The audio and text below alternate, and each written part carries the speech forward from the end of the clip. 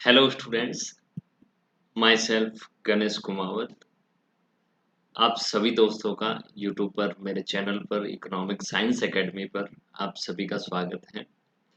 तो मैं आपसे मुखातिब हूँ यहाँ पर अपने एक बहुत ही अच्छे और बहुत ही प्यारे एग्ज़ाम जो कंप्यूटर का एग्ज़ाम या संगणक का एग्ज़ाम जिसको आप बोल सकते हो। तो उस एग्ज़ाम के सिलसिले में मैं आपसे मुखातिब हूँ। मैं आपसे मिल रहा हूँ। इस सिलेबस को लेकर इसके बहुत ही अच्छे जो अ, आरएसएम एसएसबी ने डिज़ाइन करके हमें सिलेबस दिया है। इस सिलेबस को लेकर मैं आपके सामने उपस्थित हूँ और इस सिलेबस को मैं आपके सामने डिस्कस करूँगा, जो कि आपके हिंदी और इंग्लिश दोनों मीडियम के अंदर होगा। मतलब जो विद्यार्थी, जो स्टूडेंट्स हैं, जो हिंदी माध्यम से हैं, जिन्होंने इकोनॉमिक्स जिनके पास में या फिर बीएससी मैथमेटिक्स या फिर बीकॉम है, जिन्होंने किसी न किसी तरीके से मैथमेटिक्स, इकोनॉमिक्स और स्टैटिस्टिक्स से है जो पढ़ा है, तो वो विद्यार्थी इस वीडियो को देख सकते हैं। इनके लिए काफ़ी उपयोगी होगा। मतलब जो विद्यार्थी कंप्यूटर संगणक परीक्षा की तैयारी कर रहे हैं, जिसकी डेट भी है जो बोर्ड ने आपको दे दी है, जो 19 दिसंबर को ये होने वाला है। तो एक तरीके से टेंटेटिव डेट है हमारे पास में, और इस डेट को ध्यान में रखते हुए अगर हम देखें तो सिलेबस इतना ज़्यादा भी नहीं है कि हम 2 महीने के अंदर तैयार नहीं कर सकते। बहुत ही लिमिटेड सिलेबस है और उसके 2 पार्ट हैं। मतलब सिलेबस है जो हमारा 2 पार्ट के अंदर डिवाइडेड है। एक पार्ट तो हमारा ए पार्ट है, जिसमें स्पेशली आपका राजस्थान का नॉलेज पूछा गया है कि राजस्थान का हिस्ट्री, कल्चर, जियोग्राफी, इकोनॉमी, इससे रिलेटेड है जो कुछ चीज़ें आपको पूछी जाएगी। दूसरा इसमें मेजर पार्ट है जो लगभग हाँ, इसका 70% पार्ट रहेगा। वो 70% पार्ट है जो हमारा स्टैटिस्टिक्स, मैथमेटिक्स होगा, स्टैटिस्टिक्स होगा, इकोनॉमिक्स होगा, और उसके साथ में कुछ पार्ट है जो हमारा कंप्यूटर का भी ऐड होगा और इकोनॉमी ऑफ राजस्थान का भी थोड़ा-सा पार्ट ऐड होगा। तो इस कंप्यूटर या संगणक की जो परीक्षा है, इस परीक्षा के अंदर सिलेबस क्या होगा, तो वो सिलेबस है जो यहाँ पर हम डिस्कस करेंगे। तो चलिए देखते हैं इसके सिलेबस को। तो अभी आपको वीडियो पसंद आए तो आप इसको लाइक करें, इसको शेयर करें, जो भी जिन जिन भी बच्चों को इसकी ज़रूरत है उनके साथ में इसको शेयर करें, ताकि फ्री में है जो इस वीडियो को एंजॉय कर सके और अपनी तैयारी को और ज़्यादा मजबूत कर सकें, और क्वालिटेटिव तरीके से है जो अपनी लर्निंग के अंदर, अपने नॉलेज के अंदर ऐड कर सके कुछ, जिससे कि वो अपने एग्ज़ाम को है जो और ज़्यादा है जो बेटर परफ़ॉर्म कर सके। तो चलिए स्टार्ट करते हैं अपनी जर्नी। यहीं से हम कंप्यूटर को लेकर है जो बात करेंगे इस पे। कंप्यूटर स्पेशली जो आरएसएम एसएसबी बोर्ड करवाता है 2018 के अंदर, 2018 के अंदर है जो ये परीक्षा एक बार पहले हो चुकी है। अब वर्तमान के अंदर है जो इसकी भर्ती आई है, लगभग 220 पद हैं इसमें। आपको पता होगा, आपने नोटिफिकेशन को बहुत ही अच्छे से देख लिया होगा। लगभग आपकी 250 पद हैं, उसमें से 220 पद है जो आपके नॉन टीएसपी के लिए हैं, और ये डायरेक्टली है जो आपके लगभग सारे स्टूडेंट्स के लिए डायरेक्ट फाइट में रहेंगे, और रिमेनिंग 30 है जो आपकी टीएसपी एरियाज के लिए हैं, जो ट्राइबल एरियाज हैं उनके लिए है जो ये स्पेसिफिक है। क्लियर? तो हम कंप्यूटर के सिलेबस को देखेंगे। यहाँ पर संगणक सीधी भर्ती परीक्षा है, उससे संबंधित है जो हमारा पाठ्यक्रम क्या है, सिलेबस क्या है, और एक परीक्षा का पैटर्न क्या है उसके अंदर। तो वो चीज़ है जो हम यहाँ पर देखेंगे। तो यहाँ पर आप, जैसा कि आपको स्क्रीन पर दिख रहा है, आप देख सकते हैं कि हमारा एग्जामिनेशन पैटर्न है। हिंदी और इंग्लिश दोनों ही मीडियम के विद्यार्थी इसको आसानी से, दोनों ही मीडियम के स्टूडेंट्स हैं जो इसको लर्न कर सकते हैं। उनके लिए ज़्यादा ईज़ी रहेगा, वो इंग्लिश और हिंदी दोनों की टर्मिनोलॉजी को याद रखें। अगर मान लीजिए हिंदी में बच्चे कन्फ्यूज़ हो जाते हैं, तो वो इंग्लिश वाला ज़्यादा है जो राइट माना जाता है, तो इंग्लिश को भी उसकी ध्यान रखें। ऐसा नहीं है कि बिल्कुल आपको हिंदी के हो तो इंग्लिश को अवॉइड करना है, या इंग्लिश के हो तो हिंदी को अवॉइड करना है। दोनों ही लैंग्वेज है जो बराबर में बहुत ही अच्छी हैं। और दोनों ही लैंग्वेज के अंदर हमें जितना ज़्यादा बेटर समझ में आए हमें वो कोशिश करनी है। तो टोटल आपका एग्ज़ाम है जो 2 आवर्स का होगा, मतलब 2 घंटे का आपका एग्ज़ाम होगा और इस 2 घंटे के अंदर लगभग आपको 100 क्वेश्चंस है जो टोटल पूछे जाएँगे। टोटल नंबर ऑफ क्वेश्चंस कितने होंगे? 100 क्वेश्चंस होंगे, 100 क्वेश्चन होंगे, जिसमें 30 क्वेश्चन तो आपके राजस्थान जीके के होंगे। राजस्थान का जीके इसमें हो सकता हो थोड़ा बहुत करंट भी इंक्लूड हो, ध्यान रखना इस चीज़ को लेकर। 30 नंबर का है जो हमें जीके पूछा जाएगा, 1 नंबर का 1 क्वेश्चन है और 30 नंबर का जीके होगा और 70 नंबर का हमें क्या पूछा जाएगा? Statistics, economics and mathematics. तो 70 मार्क्स की है जो हमें स्टैटिस्टिक्स, इकोनॉमिक्स एंड मैथमेटिक्स को पूछी जाएगी। तो इस तरीके से हमारा सिलेबस है जो डिज़ाइन है, पार्ट ए और पार्ट बी के अंदर इसको डिवाइड कर रखा है। ठीक है? तो यहाँ पर आप देख सकते हैं सामान्य ज्ञान जो जनरल नॉलेज है वो 30 मार्क्स का होगा, 30 नंबर का होगा और 30 ही क्वेश्चन होंगे इसके। और सांख्यिकी है, अर्थशास्त्र और गणित ये है जो 70 प्रश्न होंगे इसमें और 70 नंबर का होगा और ये तो टोटल है जो आपका 2 घंटे का होगा। ठीक है? तो आपको ये चीज़ ध्यान रखनी है कि आपको किस तरीके से क्वेश्चंस है, ये कॉन्सेप्ट्स को तैयार करना है, जिससे ये आप इसमें से अप्रोक्स है जो 100% अटेंड करने की कोशिश करो। एटलीस्ट 100% है जो अगर किसी को पॉसिबल नहीं होता है, मतलब कोई नहीं कर सकता है, एटलीस्ट अपने आप को इतना प्रिपेयर कर लीजिए कि आप है जो कट ऑफ को पार कर सको। ठीक है? अब हम यहाँ पर कुछ एडिशनल इन्फॉर्मेशन है। इन्फॉर्मेशन क्या है कि यहाँ पर 100 मल्टीपल चॉइस क्वेश्चंस होंगे जो सबका है जो एक-एक इक्वल मार्क्स होगा। और यहाँ पर आपको एक चीज़ ध्यान रखनी है जो मैंने इसको है जो यहाँ पर डार्क किया हुआ है, हाइलाइट किया हुआ है कि नेगेटिव मार्किंग होगी 1/3 की। मतलब 1/3 है जो पर रॉन्ग आंसर के लिए है जो ये डिडक्ट कर दिया जाएगा। It will be deducted from each wrong answer from the right number. मतलब जो भी हम ऑब्टेन मार्क्स हैं उसमें से रॉन्ग आंसर के लिए 1/3 है जो माइनस कर दिया जाएगा, डिडक्ट कर दिया जाएगा। एटलीस्ट आप कह सकते हैं कि 10 क्वेश्चंस का है जो 10 क्वेश्चंस का है जो कितना नंबर कटेगा, तो यहाँ पर 3 पॉइंट समथिंग है जो नंबर डिडक्ट होंगे। क्लियर? अगर आपने 10 क्वेश्चंस है जो रॉन्ग किए हैं तो। और इसके लिए मिनिमम क्वालिफाइंग क्राइटेरिया भी है, मतलब न्यूनतम अर्हता या फिर न्यूनतम योग्यता है जो इसके अंदर न्यूनतम योग्यता नहीं कह सकते, पासिंग या फिर अर्हता इसको बोल सकते हैं। तो ये कितना है? 40% है, एक्सेप्ट रिजर्व्ड कैटेगरीज को, ओबीसी, एससी, एसटी को छोड़ दिया जाए तो ये उनके लिए फॉर्मूला थोड़ा अलग हो सकता है, it may be possible, but यहाँ पर 40% है जो मिनिमम आपको पासिंग मार्क्स लाने हैं। 40% से कम आते हैं तो आप है जो बिल्कुल इस एग्ज़ाम से बाहर हो जाएँगे, मतलब आपको कहीं पर भी इंक्लूड नहीं किया जाएगा। 40% से ज़्यादा अगर मान लीजिए 40% मेरिट ही रहती है, 40% से आपका कम लाते हो आप, मार्क्स कम आते हैं आपको तो इंक्लूड नहीं किया जाएगा। और पेपर का स्टैंडर्ड है जो बैचलर लेवल का होगा, मतलब आपकी जो ग्रेजुएशन की डिग्री है, आपने मैथमेटिक्स या फिर स्टैटिस्टिक्स से, मैथमेटिक्स तो एटलीस्ट इतनी आती है 12th तक की आती है, इससे ज़्यादा हैवी नहीं आती है, बिल्कुल बेसिक कांसेप्ट्स हैं। और इकोनॉमिक्स और स्टैटिस्टिक्स को है जो आपकी ग्रेजुएशन लेवल की पूछी जाएगी। तो जिनके बीएससी मैथमेटिक्स वाले स्टूडेंट्स हैं, जो कॉमर्स वाले स्टूडेंट्स हैं और बीए जो इकोनॉमिक्स वाले स्टूडेंट्स हैं या फिर स्टार्स वाले स्टूडेंट्स हैं, उनको ये सारी चीज़ें है जो ध्यान होगी, तो वही इस वीडियो को है जो ज़्यादा प्रिपेयर करें, उनके लिए बेनिफिशियल होगा। तो ये यही चीज़ है जो मैंने हिंदी में लिख रखी है, अगर कोई विद्यार्थी इंग्लिश नहीं समझ सकता तो वो यहाँ पर है जो इज़िली देख सकता है कि 1/3 का है जो नेगेटिव मार्किंग होगा, मतलब एक प्रत्येक गलत उत्तर के लिए 1/3 अंक है जो काटा जाएगा। और इसमें 100 है जो बहुविकल्पीय प्रश्न है जो यहाँ पर होंगे, सब 1-1 अंक के होंगे, समान अंक के होंगे। और इसके लिए न्यूनतम अर्हता अंक क्या है? 40%, मतलब कि 40 अंक है जो आपको लाने ही पड़ेंगे। 40 अंक नहीं लाए तो आप इस एग्ज़ाम को फ़ेल कर जाएँगे।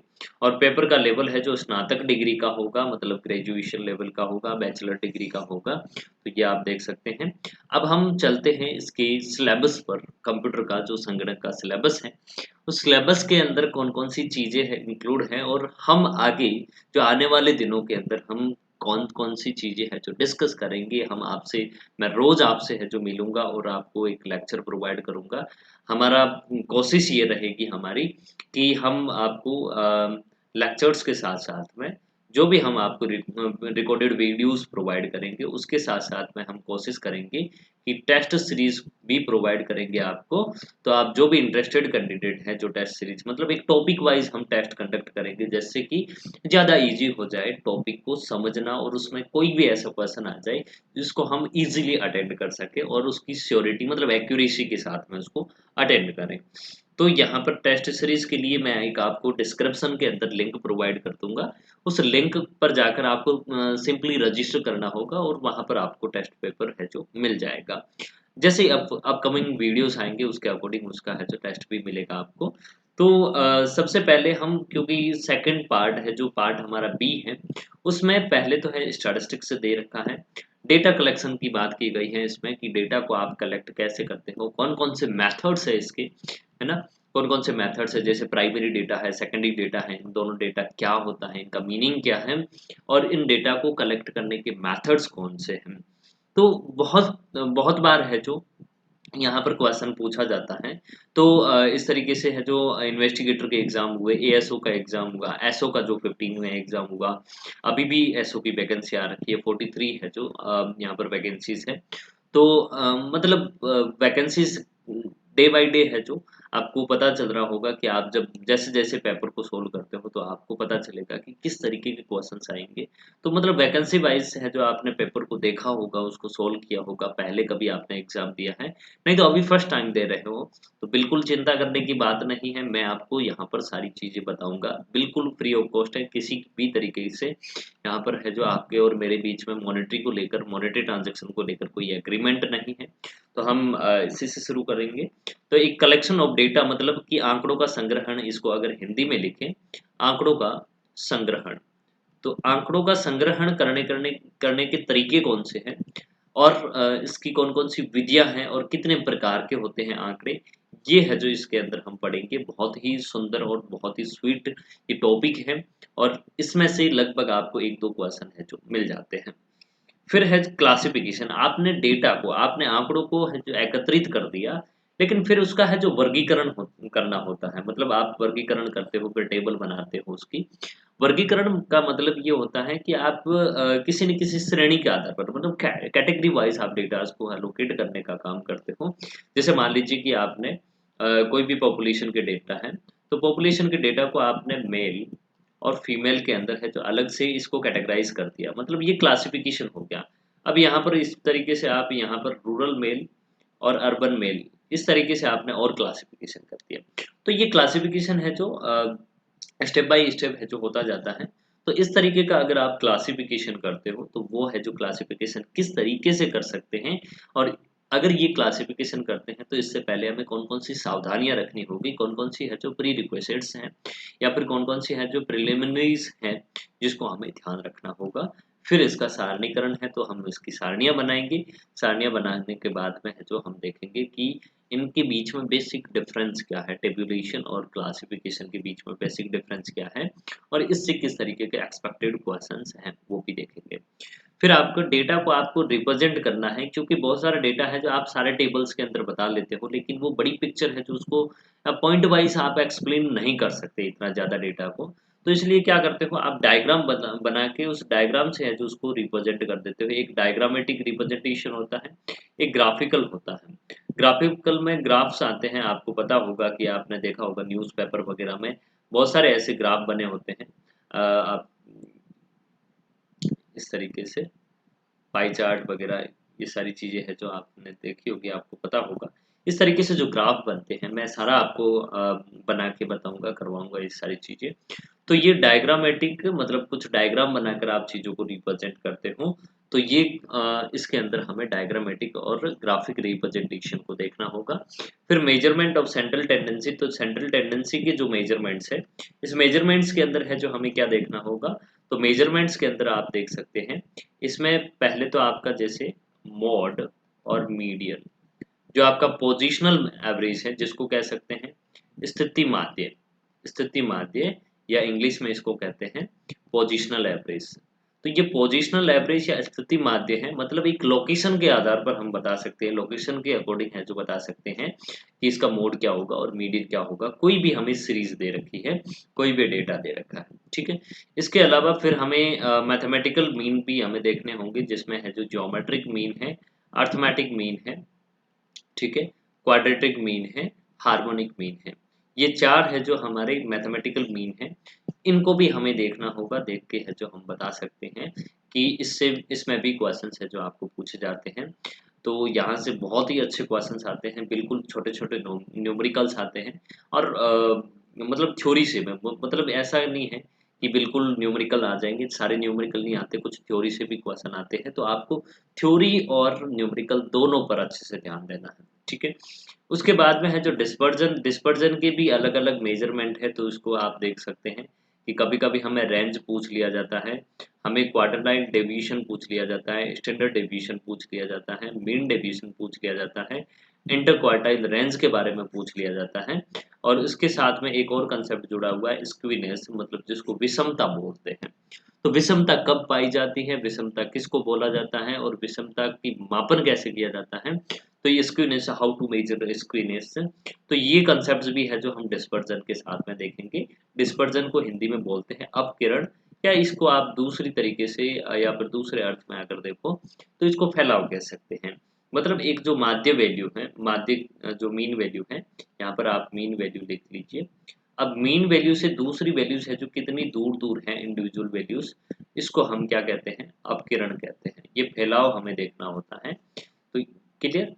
और उसके बाद में मोमेंट्स, और इसके साथ में एक और जुड़ता है कुर्टोसिस, जो यहाँ पर आपको दे तो नहीं रखा है, लेकिन इसके क्वेश्चन है जो इसके साथ में रिलेट करके पूछ लेते हैं।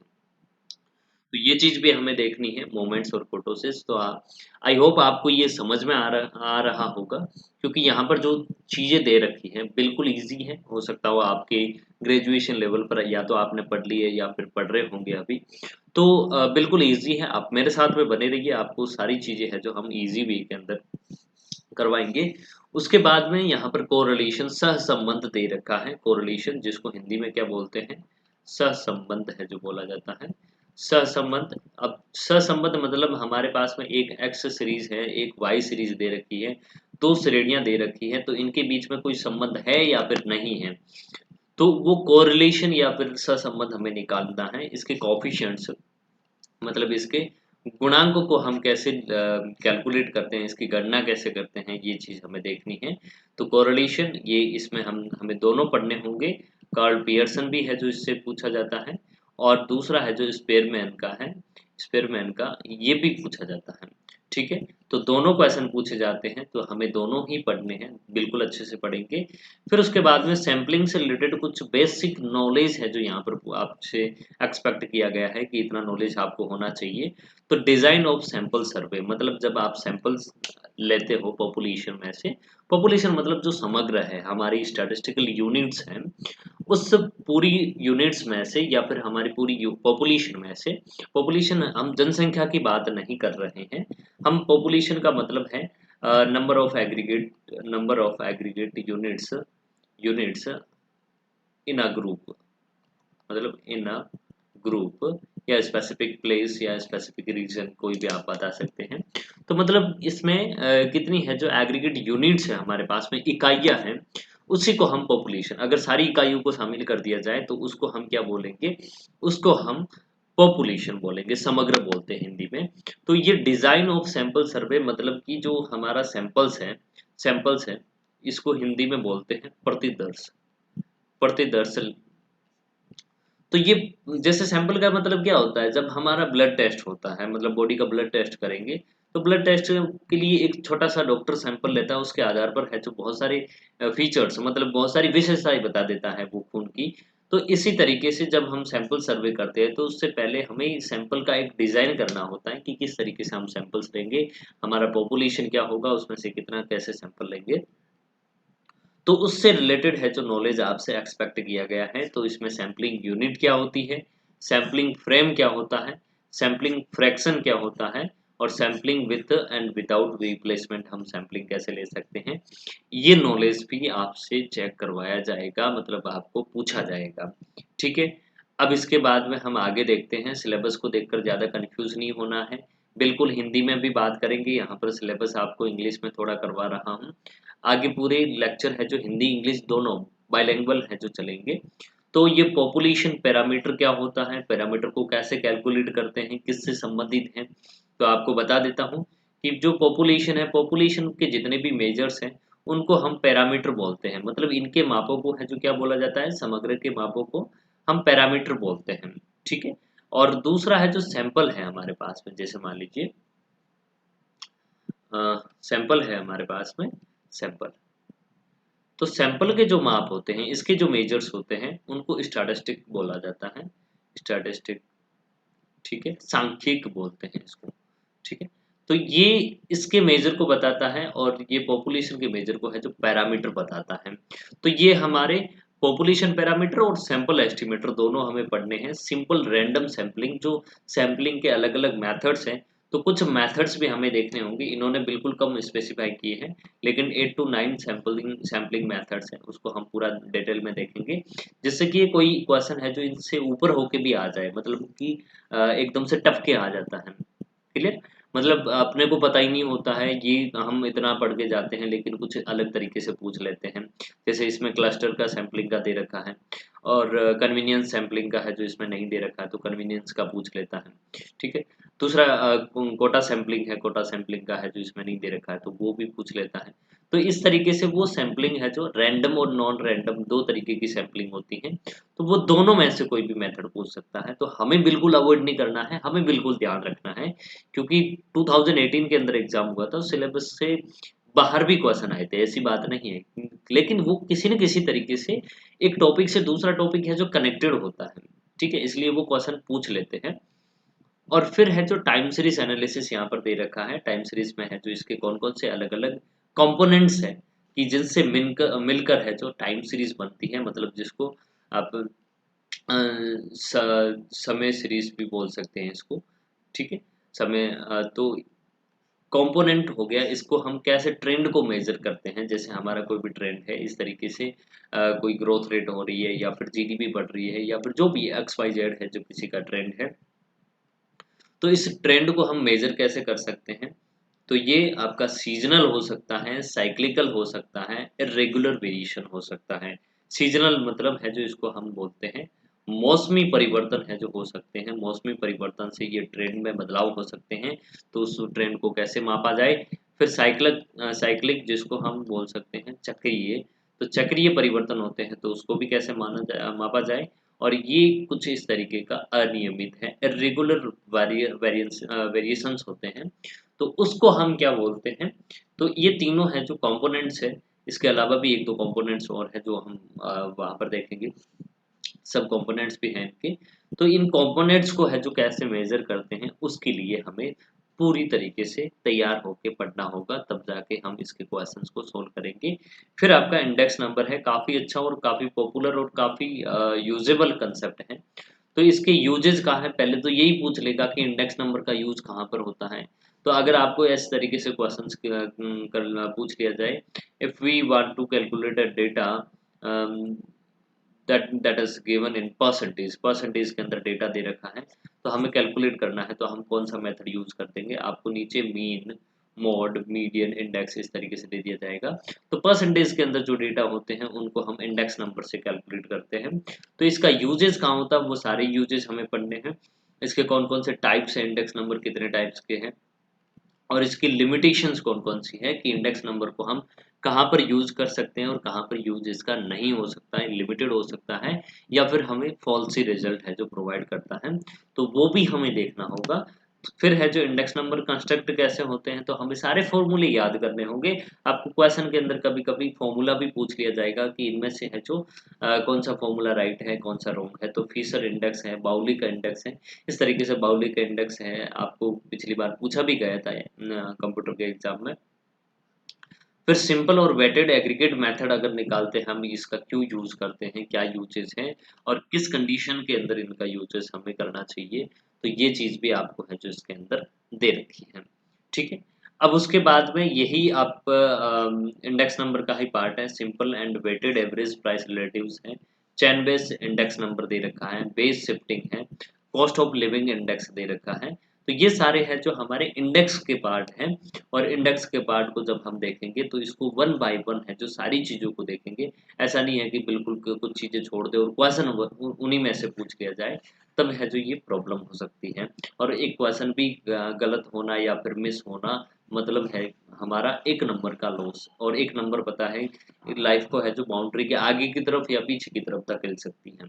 ठीक है। और अब ये लास्ट टॉपिक है वाइटल स्टैटिस्टिक्स जो स्टैट्स का है। अब इसमें है जो हम वाइटल स्टैटिस्टिक्स को कलेक्ट कैसे करते हैं, इसके अलग अलग मेथड्स हैं, और इंडिया के अंदर इसका क्या सिस्टम बना हुआ है वो भी हमें देखना पड़ेगा कि वाइटल स्टैटिस्टिक्स जो जैसे बर्थ रेट है, डेथ रेट है, सेक्स रेशियो है, इससे रिलेटेड जो डेटा है वो है जो वाइटल स्टैटिस्टिक्स होता है। तो ये कैसे है जो वाइटल स्टैटिस्टिक्स को हम कलेक्ट करते हैं, मेजर करते हैं, मोटिलिटी को, फर्टिलिटी रेट को, पॉपुलेशन ग्रोथ को, ये हमें थोड़ा सा डिटेल में देखना होगा। क्लियर। और उसके बाद में है जो एक यूनिट दे रखी है स्टैटिस्टिकल ऑर्गेनाइजेशन की। तो स्टैटिस्टिक्स के ऑर्गेनाइजेशंस कौन-कौन से हैं और इंडिया के अंदर क्या स्टैटिस्टिकल सिस्टम है जो कैसा है, राजस्थान के अंदर और इंडिया के अंदर दोनों आपको पूछा जाएगा। तो इसमें एक तो सिस्टम ऑफ नेशनल अकाउंटिंग है, जो नेशनल इनकम का एस्टिमेशन होता है वो किस तरीके से होता है, उसमें कौन-कौन से अकाउंट्स है, कौन-सा डिपार्टमेंट है जो इसके अंदर काम करता है। तो सीएसओ जिसको अब बदल के है जो इसका नाम बदल के एनएसओ कर दिया है। तो ये हमें देखना होगा कि ये कैसे सिस्टम ऑफ नेशनल अकाउंट्स को है जो फॉलो करता है। फिर मिनिस्ट्री ऑफ स्टैटिस्टिक्स और प्रोग्राम इम्प्लीमेंटेशन है एमओएसपीआई, तो उसको भी हमें है जो थोड़ा ध्यान में रखना होगा कि ये मिनिस्ट्री कब बनी, इसके ऑब्जेक्टिव्स क्या हैं, ये किस फील्ड के अंदर काम करती है, और इसके अंदर है जो कौन-कौन से डिविजन्स हैं वो भी हमें डिटेल में देखने होंगे। कभी-कभी आपको पिछली बार है जो मिनिस्ट्री एस्टेब्लिश कब हुई, ऐसा क्वेश्चन पूछ लिया। क्लियर। तो कुछ भी पूछा जा सकता है, हमें इतना अवेयर रहना है कि कोई भी क्वेश्चन है जो मिस ना हो, गलत ना हो, ये हमें ध्यान रखना है। फिर आपको एनएसएसओ से रिलेटेड भी चीज़ें पूछी जाएगी, नेशनल सैंपल सर्वे ऑर्गेनाइजेशन, और इसको है जो मर्ज कर दिया सीएसओ के साथ में और मिलाकर क्या बना दिया, एनएसओ बना दिया। तो फिर भी हम इसको अलग से देखेंगे, ये कौन-कौन सी रिपोर्ट्स है जो पब्लिश करता है, और कौन-कौन से डेटास है जो ये कलेक्ट करता है, कलेक्शन इसका क्या है, और इसके अलावा इसके नीचे है जो कौन-कौन से डिविजन्स हैं, वो डिविजन्स भी हम देखेंगे। Registrar general of India RGI को भी हमें थोड़ा डिटेल में देखना होगा कि ये कब जनरेट हुई पोस्ट, और उसके बाद में प्रेजेंट टाइम में कौन है और इनका काम क्या है, ऑब्जेक्टिव्स क्या हैं। नीति आयोग एक तरीके से थिंक टैंकर है। ठीक है, एक इंडियन इकोनॉमी का थिंक टैंक है, टैंकर भी बोल सकते हैं उसको। तो ये थिंक टैंक है, इसको भी हमें थोड़ा-सा डिटेल में देखना होगा, ठीक है। फिर है जो आपका रिज़र्व बैंक ऑफ इंडिया दे रखा है, आरबीआई दे रखा है, तो आरबीआई को भी हमें थोड़ा-सा इसको देखना होगा। पिछली बार क्वेश्चन है जो इसको एस्टेब्लिशमेंट कब हुआ, कब है जो ये एस्टेब्लिश हुआ, इसकी स्थापना कब की गई आरबीआई की, तो ऐसा क्वेश्चन पूछा गया। तो हमें ये भी ध्यान रखना है कि आरबीआई है जो कब एस्टेब्लिश हुआ, ये ध्यान रखना है। उसके साथ-साथ में इसके फंक्शंस वगैरह क्या हैं, इसके ऑब्जेक्टिव्स क्या हैं, ये चीज़ें भी हमें ध्यान रखनी है। तो राजस्थान के अंदर एक इंस्टीट्यूट है directorate of economics and statistics, तो ये आपको बिल्कुल पूछा जाएगा। पिछली बार इसका है जो डायरेक्टर कौन है, ऐसा क्वेश्चन है जो पूछा गया था, और दूसरा है जो इसका मतलब इसका ऑब्जेक्टिव क्या है, ऑब्जेक्टिव क्या है, ये क्वेश्चन है जो आपको पूछा गया था। तो ऐसे क्वेश्चन डायरेक्टली आपका जो इकोनॉमिक रिव्यू आता है राजस्थान का, आर्थिक समीक्षा आती है लेटेस्ट वाली, वो समीक्षा भी डिस्कस करेंगे क्योंकि उससे भी क्वेश्चन पूछे जाएंगे हमें। तो वहां से सीधा क्वेश्चन उठता है, ठीक है। अब आगे बात करें, कुछ इकोनॉमिक्स के कंसेप्ट हैं, इकोनॉमिक कंसेप्ट्स हैं, जिसमें माइक्रो इकोनॉमिक्स के अंदर है जो कुछ पार्ट पूछा जाएगा, बिल्कुल शॉर्ट है, जो law of demand and supply से और इलास्टिसिटी से तो कम था, लेकिन price determination under different market के अंदर है जो ओलिगोपोली का क्वेश्चन आपको पूछा गया, मोनोपोली का पूछा गया क्वेश्चन, प्राइस डिस्क्रिमिनेशन का पूछा गया क्वेश्चन। तो इसके भी कुछ क्वेश्चन है जो पूछे गए, बिल्कुल ईजी है, मेरे साथ रहोगे, मेरे साथ पढ़ोगे तो आपको एक ईजी वे के अंदर है जो सारे कंसेप्ट में जल्दी-जल्दी से करवा दूँगा, ताकि आप 19 दिसंबर को है जो बेखौफ होके बहुत ही अच्छे से आप परीक्षा दे सको, एग्ज़ाम दे सको, ठीक है? और इसके अलावा हमें इलास्टिसिटी और डिमांड फोरकास्टिंग दोनों कांसेप्ट देखने हैं। थोड़ा-सा ये डिफरेंट हटके हैं क्योंकि अभी कभी-कभी लोग ग्रेजुएशन तक नहीं पढ़ते हैं, तो हो सकता हो कि कॉमर्स वाले बच्चों ने पढ़ लिया हो, लेकिन आर्ट्स वाले इससे थोड़ा अवेयर नहीं है, तो इसके थोड़े से मेथड्स लगा के हम इसको कंक्लूड करने की कोशिश करेंगे। मैक्रो इकोनॉमिक्स और इंडियन इकोनॉमी का भी कुछ पार्ट है। मैक्रो इकोनॉमिक्स के अंदर सिर्फ नेशनल इनकम ही दे रखा है, बाकी इंडियन इकोनॉमी में इकोनॉमिक ग्रोथ और planning, inflation, money and banking और फाइनेंशियल इंक्लूजन के टॉपिक्स हैं। ये टॉपिक्स भी हमें देखने हैं और इनको बिल्कुल शॉर्टकट तरीके से बाहर आपको कोचिंग क्लासेस के अंदर बहुत सारा मटेरियल अवेलेबल है, बहुत सारा शॉर्टकट दे रखा है, लेकिन शॉर्टकट से बेटर है कि शॉर्टकट ज़िंदगी में बहुत ही कम काम आता है, ठीक है? तो इसलिए macro economics and Indian economy के ये टॉपिक्स हैं, इसको भी हमें थोड़ा-सा देखना है। फिर आप इकोनॉमी ऑफ राजस्थान का पार्ट है, जिसमें एग्रीकल्चर डेवलपमेंट है, इंडस्ट्रियल डेवलपमेंट है, मतलब यहाँ लाइव स्टॉक है, मतलब जो पशुपालन कितना हो रहा है, एनिमल हस्बेंड्री या पशुधन, और औद्योगिक विकास और कृषि विकास, ये सारा राजस्थान का हमें आर्थिक समीक्षा से देखना है, ठीक है? और आधारभूत संरचना विकास है जो राजस्थान के अंदर किस प्रकार का हुआ और गवर्नमेंट इस पर कितना खर्च कर रही है और कितना-कितना है जो ये विकास हो रहा है, तो ये भी हमें देखना है। तो इंफ्रास्ट्रक्चर डेवलपमेंट इन राजस्थान, मतलब कि इलेक्ट्रिसिटी कितनी प्रोड्यूस हो रही है, रोड की लेंथ वगैरह क्या है, तो ये पावर रोड वगैरह ये थोड़ा-सा है जो पार्ट हमें देखना है अलग-अलग सेक्टर का। यहाँ से जैसे पिछली बार है जो सड़कों की लंबाई या एनर्जी का क्वेश्चन पूछ लिया, तो इस तरीके से आपको क्वेश्चन है जो पूछे जाते हैं। फिर फिस्कल डेवलपमेंट, मतलब कभी-कभी है जो बजट घाटा इस तरीके से पूछ लिया जाता है कि सबसे ज़्यादा है जो रेवेन्यू, मतलब जो राजस्व गवर्नमेंट कलेक्ट करती है, तो उसमें से किसका है जो पार्ट ज़्यादा था, आपको 3-4 ऑप्शन मिल जाते हैं। तो ये पब्लिक फाइनेंस, मतलब लोक वित्त है जो राजस्थान का है, स्पेशली फिस्कल डेवलपमेंट वो पूछा जाएगा। स्टेट जीडीपी के बारे में है जो आपको पूछा जाएगा कि जीडीपी के अंदर कृषि क्षेत्र का योगदान कितना है, या फिर आपको औद्योगिक क्षेत्र का योगदान कितना है, या फिर है जो आपको इस तरीके से पूछा जाएगा सेवा क्षेत्र का योगदान कितना है। तो प्रचलित कीमतों पर और आधार कीमतों पर, तो दोनों, मतलब करंट एंड कांस्टेंट प्राइसेस पर आपको है जो ये चीज़ें पूछी जाती हैं, तो वो भी हम देखेंगे। और पॉवर्टी और अनएम्प्लॉयमेंट से रिलेटेड है जो कुछ डेटाज़ को हम चेक करेंगे कि इसकी एक्चुअल में पॉवर्टी और अनएम्प्लॉयमेंट राजस्थान के अंदर कितना है, और इसको इरेडिकेट करने के लिए गवर्नमेंट कौन-कौन सी स्कीम्स चला रखी है गवर्नमेंट ने, वो भी है जो हमें करंट के लेवल से क्वेश्चन है जो पूछा जाता है। और फिर थोड़ी-सी पॉपुलेशन के डेटा हमें देखने हैं, पॉपुलेशन भी है जो आपको पूछी जाती है, ठीक है? अब मैथमेटिक्स का ये पार्ट है, तो बिल्कुल छोटा-सा पार्ट यहाँ पर दे रखा है, डेसिमल फ्रैक्शन दे रखा है, परसेंटेज दे रखा है, रेट्स एंड रेशियो दे रखा है, एवरेजेस है, सिंपल एंड कंपाउंड इंटरेस्ट है, स्क्वायर रूट्स है। इसकी कोशिश करेंगे कि इसको भी हम है जो कंप्लीट करेंगे, ठीक है? एलिमेंट्री मैथमेटिक्स है। कंप्यूटर का बेसिक्स है जो यहाँ पर पूछा गया है, कंप्यूटर का बेसिक्स में क्या है? माइक्रोसॉफ्ट वर्ड है जो यहाँ पर आपको पूछा जाएगा, और माइक्रोसॉफ्ट एक्सेल से क्वेश्चन पूछे जाएंगे, माइक्रोसॉफ्ट पावर पॉइंट प्रेजेंटेशन से क्वेश्चन पूछा जाएगा, और बेसिक नॉलेज ऑफ इंटरनेट है, यहाँ से भी आपको क्वेश्चन पूछा जाएगा। तो इन कंप्यूटर के बहुत ही ईजी क्वेश्चन आते हैं, लेकिन फिर भी आपको प्रिपरेशन करनी होगी, अलग से कोई बहुत ज़्यादा बड़ा मैटर है जो लाने की ज़रूरत नहीं है। कुछ हद तक है जो आपको कंसेप्ट मिल जाएँगे, आप जो भी आपकी बेस बुक है उसमें है जो ये सारी चीज़ें मिल जाएगी। अब बाहर मार्केट के अंदर छोटी-छोटी बुक्स आती हैं, उसको भी लाकर आरएससीआईटी की पढ़ सकते हैं, ठीक है? अब यहाँ पर कुछ चीज़ें हैं जो आपको ध्यान में रखनी है। तो यहाँ पर क्या है कि बिल्कुल हम फ्री ऑफ कॉस्ट है जो ये प्रोवाइड कर रहे हैं, इसके पीछे हमारा कोई और मोटिव नहीं है, सिर्फ आप तक है जो ये चीज़ें पहुँचाना है ताकि आपका एग्ज़ाम है जो क्लियर हो, इसके लिए हम प्रोवाइड कर रहे हैं। और दूसरा है जी, यहाँ पर किसी भी तरीके का कोई भी एग्रीमेंट नहीं हो रखा है, मॉनेटरी ट्रांज़ैक्शन को लेकर बिल्कुल फ्री है। आप जिसे भी चाहे शेयर कर सकते हैं, जिसको भी है जो प्रोवाइड कर सकते हैं, लेकिन हाँ, डाउनलोड करने से बचना। और इसके साथ-साथ में है जो मैं डिस्क्रिप्शन बॉक्स के अंदर एक लिंक अटैच कर दूँगा, जिसमें आपको टेस्ट सीरीज़ से रिलेटेड है जो इन्फॉर्मेशन मिलती रहेगी, तो आप अपना सिंपल सा रजिस्ट्रेशन कर लेना। उसके बाद में आपको जैसे-जैसे टॉपिक कंप्लीट होते जाएँगे, वैसे-वैसे हम आपको टेस्ट सीरीज़ है जो प्रोवाइड करेंगे, ठीक है? और उसके साथ-साथ में हम सिर्फ़ यहाँ पर पूरी कोशिश ये होगी कि हम स्टैटिस्टिक्स और इकोनॉमिक्स को ही यहाँ पर डिस्कस करेंगे। उसके बाद में टाइम अगर रहता है, तो मैथमेटिक्स को भी देखेंगे और कंप्यूटर का भी थोड़ा-सा पार्ट देख लेंगे, और राजस्थान जीके वगैरह तो है, देख लीजिए, अच्छे से हैं।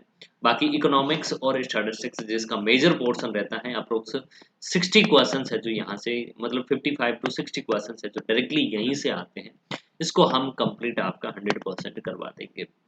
Thank you so much. अगर आपको ये वीडियो पसंद आया है, तो आप अपने फ्रेंड्स के साथ में शेयर कीजिए, अपने दोस्तों को बताइए, जो भी नीडी है वहाँ तक है जो इसको पहुँचाइए। बहुत सारे हैं जो चैनल्स हैं आपको प्रोवाइड कर रहे होंगे, तो उसमें से ये भी है, आपको कुछ एडिशनल इन्फॉर्मेशन प्रोवाइड करेगा ये चैनल, और इसमें हम कुछ इन्फॉर्मेटिव वीडियोस है जो आपके लिए लेकर आएँगे, जो आपके एग्ज़ाम के पॉइंट ऑफ व्यू से बहुत ज़्यादा इम्पोर्टेंट हो। थैंक यू सो मच हमसे जुड़ने के लिए। आप इसी तरीके से हमारे साथ में जुड़े रहें, और हम ज़्यादा से ज़्यादा कोशिश करेंगे कि आपको ज़्यादा से ज़्यादा रिलायबल कंटेंट है जो अवेलेबल कराएँ। Thank you so much.